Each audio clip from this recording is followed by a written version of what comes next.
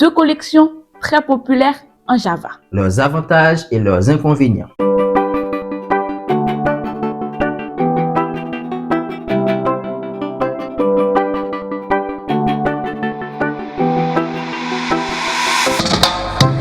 Salut à tous et bienvenue sur la chaîne Solid Code App. Je suis ici avec Marie. Salut à tous et bienvenue dans cette nouvelle vidéo. Aujourd'hui, on va parler de deux collections très populaires en Java, ArrayList et LinkedList. Ces deux implémentations de l'interface list permettent de stocker des données sous forme de listes, mais elles diffèrent par leurs caractéristiques internes et leur performance. Voyons quelles sont leurs méthodes principales et comment choisir celle qui correspond le mieux à vos besoins. Tout à fait. Aujourd'hui, on va examiner de près ces deux types de listes, leurs avantages et leurs inconvénients, afin que tu puisses faire un choix éclairé. Venez avec nous dans l'écran noir. J'espère que vous êtes tous avec moi dans l'écran noir. Oui, on est là. Alors, commençons tout de suite par voir ce qu'il y a dans le roadmap. Dans un premier temps, nous allons parler de ArrayList. Nous allons commencer par la création d'objets de type ArrayList. Nous allons voir quelles sont les opérations qu'on peut réaliser là-dessus, notamment les opérations d'ajout, de suppression, mais aussi comment accéder à un élément d'ArrayList. Nous allons faire la même chose pour les linked lists. Donc, on va créer un objet de type linked list. On va voir les opérations qu'on peut réaliser là-dessus, comment accéder à un élément de linked list. Nous allons aussi comparer ces deux listes pour pouvoir faire un choix éclairé en fonction du besoin. Alors, commençons par l'ArrayList. En fait, un ArrayList est une implémentation de l'interface list qui utilise un tableau dynamique en arrière-plan. Cette structure permet un accès rapide aux éléments par leur index, ce qui le rend idéal pour les opérations de lecture fréquentes. Cependant, l'ajout ou la suppression d'éléments peut être moins performant, surtout lorsqu'il faut redimensionner le tableau ou déplacer des éléments. Ici, nous sommes en train de créer une variable qui est en fait une liste de type ArrayList. Nous avons déjà déclaré le type. Nous allons maintenant ajouter le nom. Je vais nommer ma variable mes éléments. Voilà. Et on va initialiser notre variable. Sachant qu'on utilise ArrayList et ArrayList est une classe en Java et qu'on doit instancier cette classe, on doit utiliser le mot-clé new, d'où new ArrayList. Là, il y a des vagues parce qu'on n'a pas encore importé la classe ArrayList dans notre projet. D'accord. Remarque, en Java, pour utiliser une classe qui n'est pas dans notre package, il faut l'avoir importée. Donc, ce qu'on va faire, on va voir où se trouve cette classe. Cette classe se trouve dans le package java.util. On va l'importer. Si vous regardez un peu en haut, vous voyez import java.util.ArrayList. Maintenant, il n'y a plus de problème. On peut l'importer aussi manuellement? Oui, on peut aussi taper import java.util.ArrayList. OK? Donc, maintenant, ce qui se passe, c'est que on dit qu'on a notre liste qui est de type ArrayList, mais on ne dit pas quel type d'élément qui va être dedans. Pour indiquer quel type d'élément qui va être dans notre liste, il faut aller dans le type et ajouter une paire de chevrons, justement, vous fermez, et on va indiquer le type. On sait que c'est une liste de chaînes de caractères, donc je mets string. OK? Et je peux faire la même chose ici. Au moment où je fais l'instanciation de la classe ArrayList, je peux faire la même chose. String. Bien. Sachant que le type n'est pas vraiment obligatoire ici. Maintenant, ce qu'on va faire, on va procéder à l'ajout des éléments. On ajoute les éléments. Pour ajouter des éléments, il faut utiliser la méthode add. Pour ceux qui comprennent bien l'anglais, add veut dire ajouter. Donc ici, on vient d'ajouter l'élément 1, l'élément 2, l'élément 3 à notre liste mes éléments. D'accord. Tu avais une question? Oui, j'avais une question. Dans la dernière vidéo, j'avais vu que tu avais mis la taille de notre tableau. Et là, je vois que tu n'as pas mis. Ok, c'est une très belle question. Et on a vu les tableaux dans la vidéo précédente. on a dit que les tableaux étaient de taille fixe. Oui. Ce qui veut dire qu'il fallait, avant d'utiliser les tableaux, définir la taille du tableau. Et la taille était fixe. Oui. Sauf que là, nous sommes dans des listes dynamiques. Ah. Pas de tableaux, des listes dynamiques. C'est-à-dire, on n'a pas besoin de définir une taille pour ces listes. Par contre, on peut s'assurer d'une capacité minimale de notre liste en utilisant la méthode Ensure Capacity. C'est une méthode qui est rarement utilisée, mais ça existe. Par exemple, je peux dire mes éléments.ensure capacity. Voilà, on va mettre à 200. Ça va assurer une capacité minimale du tableau. On met ça ici. Nous venons de créer un objet de type ArrayList. Maintenant, on peut afficher pour voir un peu ce que ça va nous sortir comme réponse. On va afficher le contenu de mes éléments. On va lancer l'application.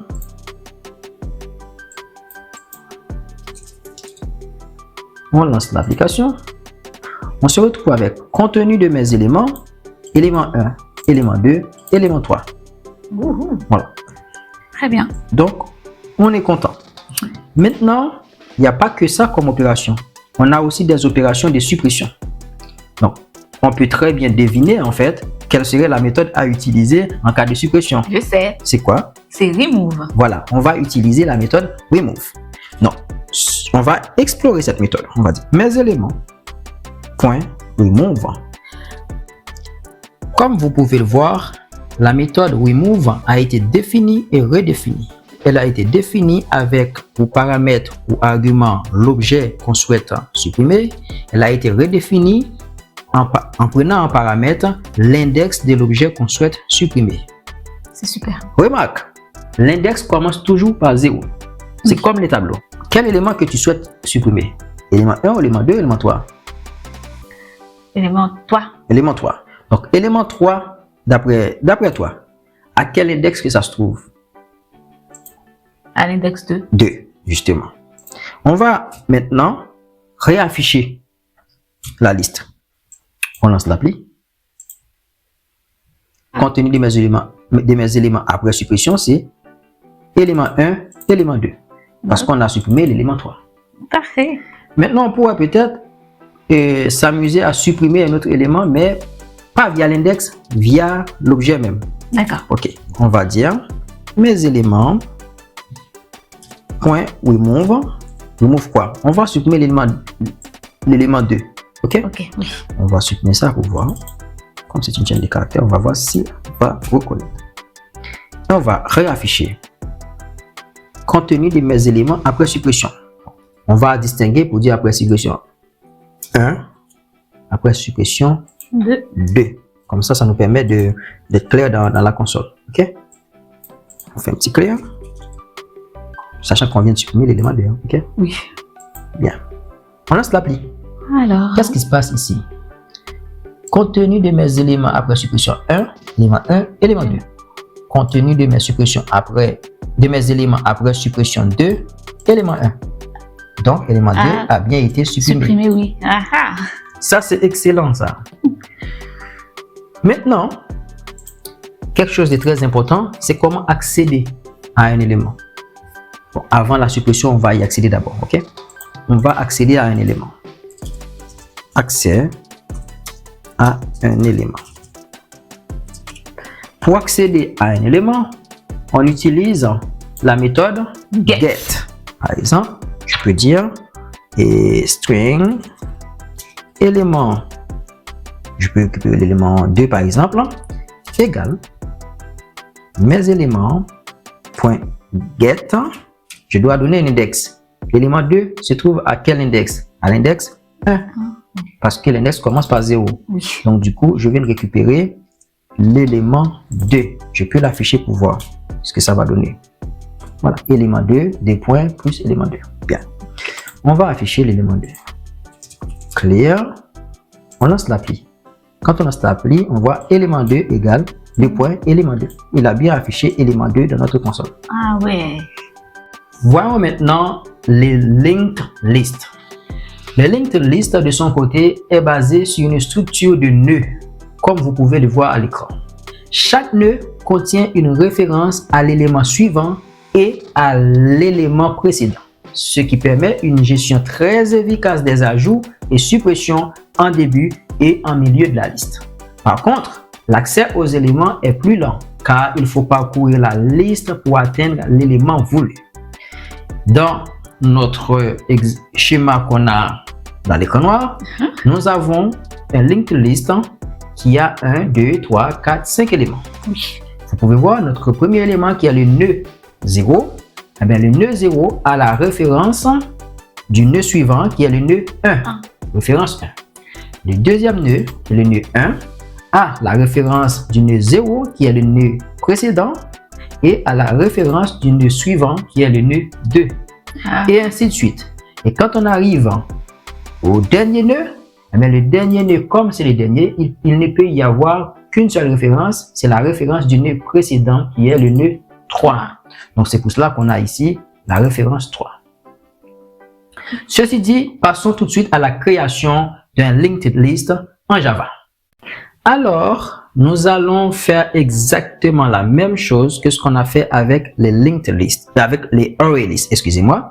Nous allons tout simplement créer ou bien instancier un linked list. Voilà. Comment on fait? On va définir le type qui est linked list. On va créer une liste d'éléments. Ça, c'est le nom de la variable en mes éléments linked list. Vous pouvez l'appeler comme vous voulez. Et on va faire new linked list et on lui donne le type comme on a fait tout à l'heure. Sauf que maintenant, on n'a pas encore importé linked list. On doit l'importer. Avant tout, on va regarder où ça se trouve. Ça se trouve dans le package java.util. On l'importe. Donc, si vous regardez ici, on a import java.util.linkedList. C'est importé. Très bien. Nous avons notre liste qui a été importée. Nous allons maintenant y ajouter des éléments. C'est exactement la même méthode qui est utilisée pour ajouter des éléments. C'est la méthode add. On va utiliser la méthode add pour ajouter des éléments à notre linked list. OK? On va ajouter un deuxième élément. Ajoute-moi un troisième élément. OK?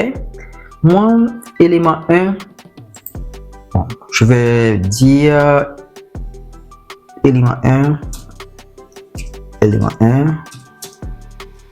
de la linked list. OK? D'accord. Ça nous permet de différencier les valeurs parce qu'on avait mis élément 1, élément 2, élément 3 tout à l'heure dans array list. Ça me permet un petit peu de différencier les valeurs. OK, parfait. D'accord. Et maintenant, on va afficher. Là, maintenant, il me propose de faire un get. Moi, je préfère afficher d'abord. OK? Système.out.println. OK? Et link list. Mes éléments. Voilà. Et là, je vais afficher ce fichier. On lance l'application. On se retrouve avec quoi? Linked list, élément 1 de la linked list, élément 2 de la linked list, élément 3 de la linked list. OK, parfait ça. Tout va bien. Maintenant, nous allons tout simplement accéder à un élément de cette liste. Bon, pour accéder à l'élément de la liste, on a vu tout à l'heure, il faut dire, c'est des strings, hein, string. Item, on va l'appeler item, égal mes éléments linked list point get et on va lui donner un index. Oui. À quel index on va récupérer l'élément? On va dire on récupère l'élément à l'index 1. OK? Donc le deuxième élément. Index 1, le deuxième élément. Parfait. Et on peut choisir d'afficher cet item. Bon, je vais l'afficher. Et item. Là, on va lancer l'application pour voir est-ce qu'il nous affiche item. OK? Oui. Je lance l'application. Je crois qu'il me dit l'item, c'est l'élément 2 de la linked list. C'est bien. OK, oui. Voilà, c'est l'élément 2 de la linked list. OK, ça c'est parfait ça. Et maintenant, on peut choisir de supprimer un élément de cette liste via la méthode remove. C'est exactement comme on a fait pour ArrayList. On va dire mes éléments. Point remove, on va supprimer l'élément 2. OK? Puis on va afficher cette liste après suppression. Vous voyez, j'utilise la méthode remove. Je lui donne en argument l'objet à supprimer. Et on va afficher le résultat. Alors, ici, on a linked list après suppression. On a l'élément 1 et l'élément 3. Ah oui. Voilà, après suppression, on a l'élément 1 et l'élément 3. C'est-à-dire, notre truc a bien été supprimé. Maintenant, il y a des méthodes intéressantes à savoir. Par exemple, list.addFirst. Il y a la méthode addFirst qui nous permet de dire ajoute-moi cet élément dans la tête de la liste. C'est-à-dire cet élément va s'ajouter à l'index 0. OK? Ah oui. La méthode addFirst. Nous avons aussi une méthode .addLast. Donc là, tu dois lui donner un élément qui va ajouter en dernier à la liste. Voilà, ce sera le dernier élément de la liste. OK? Oui. C'est pareil pour get. Nous avons la méthode .getFirst qui va récupérer les premiers éléments de la liste. On a aussi la méthode getLast. GetLast. Cette méthode getLast nous permet de récupérer le dernier élément de la linked list. OK? Oui, d'accord. Donc, on a dit que la méthode remove existe, la méthode add, la méthode get, on a vu getLast, addLast, getFirst, addFirst, on a vu tout ça. Oui.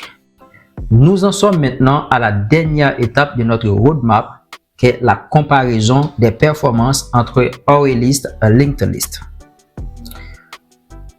Nous avons le tableau que vous avez sous les yeux. Nous avons une comparaison en fonction du type d'opération que vous réalisez sur ce type de liste. Alors, je vais vous expliquer opération par opération. Nous avons l'opération d'accès à un élément d'une liste. Dans le cas d'une ArrayList, on voit qu'on a une notation de O1. C'est ce qu'on appelle le Big O Notation. Ça nous permet de mesurer la complexité en termes de temps d'exécution d'un algorithme. La notation O de 1 nous indique que le temps d'exécution d'une opération, ici en l'occurrence accès à un élément d'un ArrayList, ne dépend pas du nombre d'éléments de la liste. C'est-à-dire que tu aies 100 éléments dans la liste ou 1 million d'éléments, le temps d'exécution reste inchangé. D'accord. Alors que pour un linked list, on voit que la notation c'est ON. Ce qui veut dire que l'accès à des éléments dans un linked list dépend du nombre d'éléments dans la liste. Plus tu en as d'éléments, plus tu mets du temps pour récupérer un élément. Ah oui. OK? Oui. Nous allons procéder à la deuxième opération. Ajout d'un élément, mais à la fin. Si on ajoute un élément à la fin, pour les deux opérations, on a la même notation. O1, O1. C'est-à-dire, ça ne dépend pas du nombre d'éléments dans la liste. Sauf qu'il y a une petite exception pour ArrayList, légère différence. Du coup, si on ajoute un élément au début du tableau, on veut que cet élément-là soit à l'index 0. Pour un ArrayList, nous avons la notation ON, ce qui veut dire que ça dépend du nombre d'éléments qui existent dans le tableau. Pourquoi? Parce que si tu ajoutes un élément dans la première position de la liste en ArrayList, tu vas devoir en fait pousser les autres éléments. L'élément qui était à la position 0 va passer à la position 1. L'élément qui était à la position 2 va passer à la position 3, ainsi de suite. Tu imagines que tu as 1 million d'éléments. Il y a 1 million d'éléments à faire bouger afin de mettre cet élément-là à la position 0. D'où les ON. D'accord. Nous allons maintenant passer à linked list. Pour linked list, on voit c'est O1. Pourquoi? Mais c'est normal parce que c'est une liste chaînée. Donc, comme c'est une liste chaînée, donc chaque élément a une référence de l'élément précédent et aussi une référence à l'élément suivant. Donc, on n'a pas besoin de bouger les éléments. D'accord. Maintenant, nous allons voir l'ajout au milieu.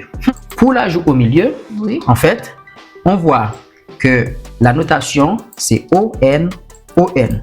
L'opération pour les deux types de listes dépend du nombre d'éléments qui se trouvent dans la liste. D'accord. Voilà. Maintenant, passons à la suppression.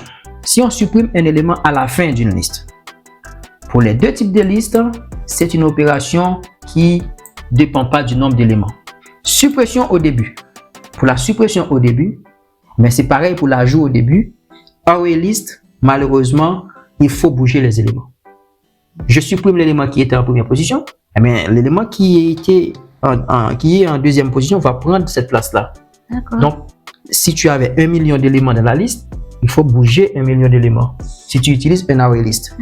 Par contre, si c'est un linked list, tu n'as pas besoin de bouger autant d'éléments. Donc, tu vois, la notation c'est 0, 1. C'est-à-dire, cette opération ne dépend pas du nombre d'éléments qui se trouvent dans la liste. La suppression au milieu. Mais la suppression au milieu, c'est comme l'ajout au milieu. Cette opération est un peu complexe parce que tout simplement, si vous regardez bien, la notation c'est ON. L'opération dépend du nombre d'éléments qui se trouvent dans la liste. Comme vous pouvez le voir dans le tableau, ArrayList est très rapide pour l'accès direct aux éléments et pour les ajouts à la fin de la liste. Cependant, les ajouts ou suppressions en début, au milieu de la liste peuvent être coûteux car il faut déplacer les éléments.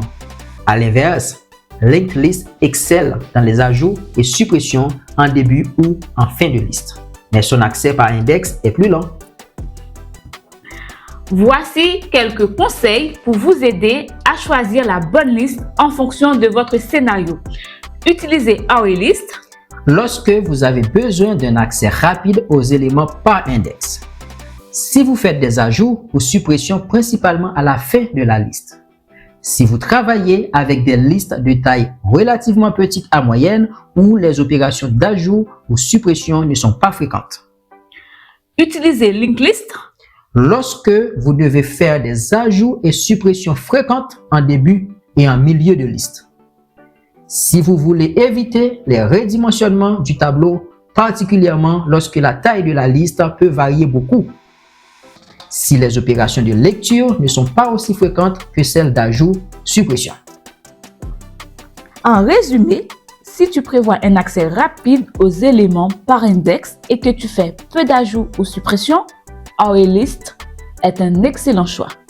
En revanche, si tu as besoin de faire des ajouts et suppressions fréquents, en particulier en début ou au milieu de la liste, Linked List est bien plus performant. Et si tu as aimé cette vidéo, n'oublie pas de liker, de t'abonner pour plus de contenu sur la programmation Java. Et si tu as des questions, laisse-les en commentaire. Et merci d'avoir regardé cette vidéo et à bientôt pour plus de tutoriels Java. Et n'oubliez surtout pas de pratiquer parce que c'est la clé.